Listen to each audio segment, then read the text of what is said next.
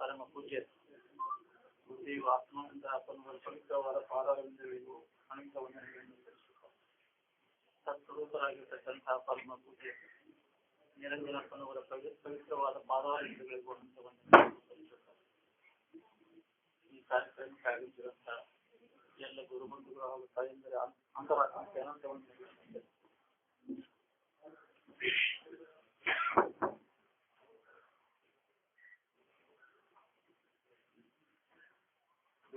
ವೇದಗಳ ಉಪಸಹಾಯವಾಗಿರ್ತಕ್ಕಂತಹ ಉಪನಿಷತ್ತುಗಳು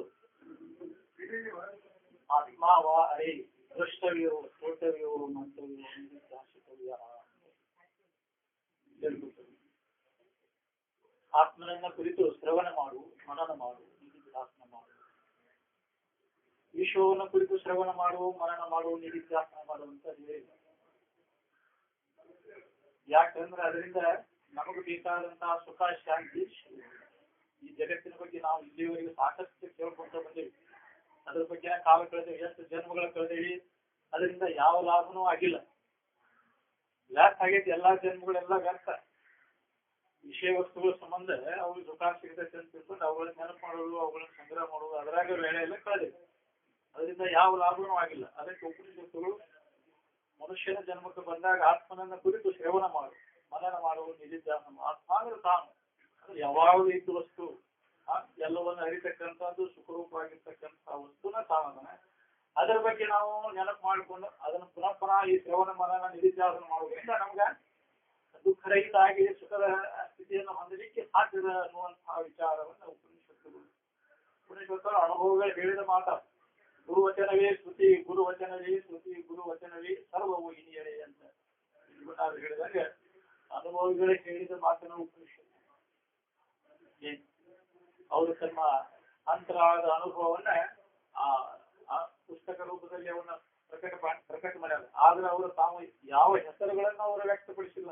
ಯಾಕೆ ಹೆಸರು ನಾವಲ್ಲ, ಆ ಯುದ್ಧ ಇರುವ ನಾವು ಅನ್ನೋದನ್ನ, ನಮ್ಮ ಸ್ಥಿತಿನ ಅದ, ನಾವು ಬ್ರಹ್ಮ ಸ್ವರೂಪನ ನಾನಿದ್ದೇನೆ ಅನ್ನೋದನ್ನ ಅವರು ವ್ಯಕ್ತಪಡಿಸ್ಯಾರ. ಹೊರತು ಇಂಥ ನಾಮ ರೂಪದ ಅವರ ಹೆಸರು ಯಾವ ವ್ಯಕ್ತ ಆಗಿಲ್ಲ ಉಪನಿಷತ್ತುಗಳಲ್ಲಿ. ವ್ಯಕ್ತ ಮಾಡ್ಲಿಕ್ಕೆ ಅವರು ಆ ವ್ಯಕ್ತ ರೂಪನ ನಾನಲ್ಲ, ಅವ್ಯಕ್ತ ಸ್ವರೂಪನ ನಾನಿದ್ದೇನೆ ಅನ್ನೋದನ್ನ ಅವ್ರು ಪ್ರತ್ಯಕ್ಷ ಅದನ್ನ ನೆನಪಿಗೆ ತಂದ್ಕೊಟ್ಟ ಇದ್ದ ಸ್ಥಿತಿಯನ್ನು. ಅದನ್ನ ನೆನಪಿಗೆ ತಗೊಂಡು ಇರುವಂತಹ ಪ್ರಯತ್ನವನ್ನ ನಾವು ಮಾಡಬೇಕಾಗಿತ್ತು. ಅವ್ಯಾಹತವಾಗಿಯೇ ಋಷಿಮುನಿಗಳು ಅನಾದಿ ಕಾಲದಿಂದ ಅದನ್ನು ನಮಗೆ ಹೇಳ್ಕೋತ ಬಂದರು. ತಾವು ಹೊಂದಿ ಆ ಆನಂದದ ಸ್ಥಿತಿಯನ್ನ ಈ ಜಗತ್ತಿನ ಜೀವಿಗಳೆಲ್ಲ ಅದನ್ನು ಹೊಂದಲಿ. ಸುಮ್ಮನೆ ಈ ಹೊರಗಿನ ಜಗತ್ತಿನ ವಸ್ತುಗಳನ್ನ ನಂಬಿ ದುಃಖ ಪಡ್ಲಿಕ್ಕೆ ಹತ್ತಾರ ಅನ್ನುವಂತಹ ವಿಚಾರವನ್ನ ನಮಗೆ ನೆನಪಿಗೆ ತಂದ್ಕೊಡ್ತಾರೆ ಮ್ಯಾಗ. ಆದ್ರೂ ನಾವು ನೆನಪಿಗೆ ತಂದ್ಕೊಂಡು ಇರಕ್ ಆಗೋದು. ಎಷ್ಟು ಅನುಭವ ತಂದ್ರು ಅದನ್ನ ತಂದ್ಕೊಟ್ರು ಅದನ್ನ ನೆನಪಿಗೆ ತಂದ್ಕೊಂಡು ಇರಕ್ ಆಗೋದು. ಯಾಕಂದ್ರೆ ಮೊದಲಿನ ಚಟ ನಮಗೆ ಬಿದ್ದು ಬಿಟ್ಟಾರ. ಹೋಗಿ ವಿಷಯ ವಸ್ತುಗಳು, ವಿಷಯದ ಸಂಪರ್ಕ ಭೋಗದಿಂದ ಸುಖ ಸಿಗ್ತದೆ ಅನ್ನುವಂತಹ ಆಶಯ ಏನದು ನೋಡು, ಅದನ್ನ ನಮ್ಮನ್ನು ಪುನಃ ಪುನಃ ಪುನಃ ಪುನಃ ಅದರದ ನೆನವಿನಾಗ ಅದರಾಗ ಇರಾಕ್ ಹೆಚ್ಚಿಬಿಟ್ಟದೆ. ಅದಕ್ಕೆ ನಮಗೆ ಮ್ಯಾಗ ಇಂತಹ ವಿಚಾರಗಳು ಹೇಳು, ಅದಕ್ಕೆ ಕೇಳು, ಆತ್ಮನನ್ನು ಕುರಿತು ಸೇವನೆ ಮಾಡು, ಮನನ ಮಾಡು, ನಿಧಿಧ್ಯಾಸನ ಮಾಡು. ಜಾಸ್ತಿರಾಗಿಂದ ಪುನಃ ನಿತ್ಯ ಹತ್ತುವರೆಗೂ ಇದೇ ವಿಚಾರದೊಳಗೆ ಇರ್ಬೇಕು. ಅಂದಾಗ ನಮಗೆ ಅದರ ಅನುಭವ ಮಾಡ್ಕೊಳ್ಳಿಕ್ಕೆ ಬರ್ತದೆ. ಎಡೆಬಿಡದೆ ತನ್ನ ತಾನು ಎಡೆಬಿಡದೆ ಆರೇರು ಅರಿಯದಾತನಿಗೆ ಪಡೆಯುವುದಾಗಲು ನಿಜ ಸುಖವಾಂತಿ ಅಂತ ಹೇಳಲ್ಲ. ಬಿಟ್ಟು ಬಿಡದೆ ಅವ್ಯಾಹತವಾಗಿ ಅಭ್ಯಾಸ ಮಾಡೋರಿಗೆ ಮಾತ್ರ ಇದು ಸಾಧ್ಯ ಇಲ್ಲ. ಯಾವಾಗಾರ ಹುಣಿಗೊಮ್ಮೆ ಅಮಾಸಿಗೊಮ್ಮೆ ಹಿಂಗೆ ವಿಶೇಷ ಇದ್ದಾಗಿ ಮಾಡಿರೋದು ಸಾಧ್ಯ ಆಗೋದಿಲ್ಲ. ನಿರಂತರ ಮೇಲೆ ಹೇಳ್ತಾರೆ, ಇವರೇ ಹೇಳ್ತಾರೆ, ಉಳಿದ ವೇಳೆಯೊಳಗೆ ಏನ್ ಮಾಡ್ತೀವಿ, 5 ವೇಳೆ ಅಷ್ಟೇ ಮಾಡ್ಬೇಕಂತ ಏನಿಲ್ಲ.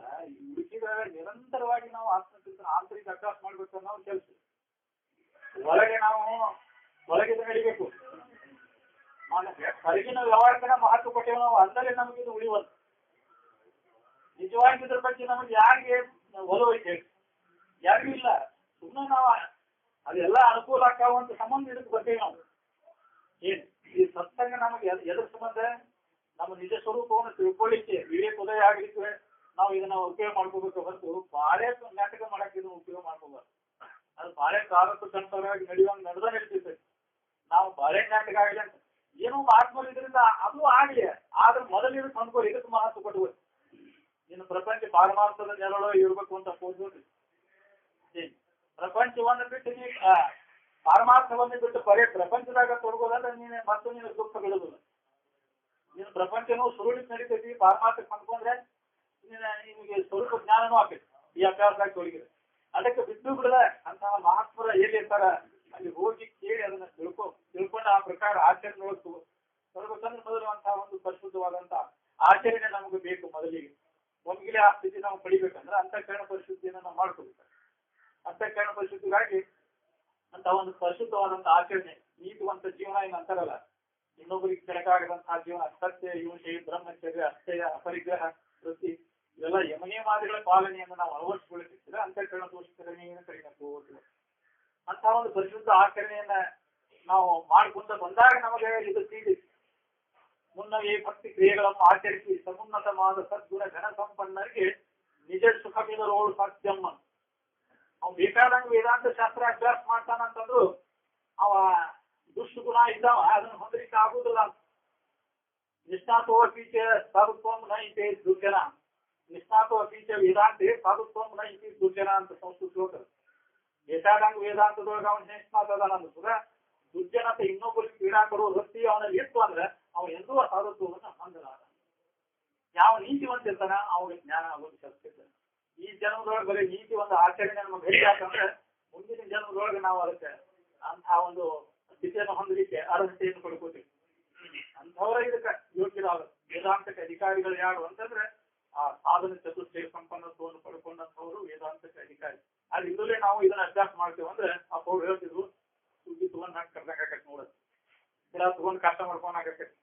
ಅದಕ್ಕೆ ನಾವು ಸಾಧನ ಚತುಷ್ಟಯ ಸಂಪನ್ನರಾಗಬೇಕು.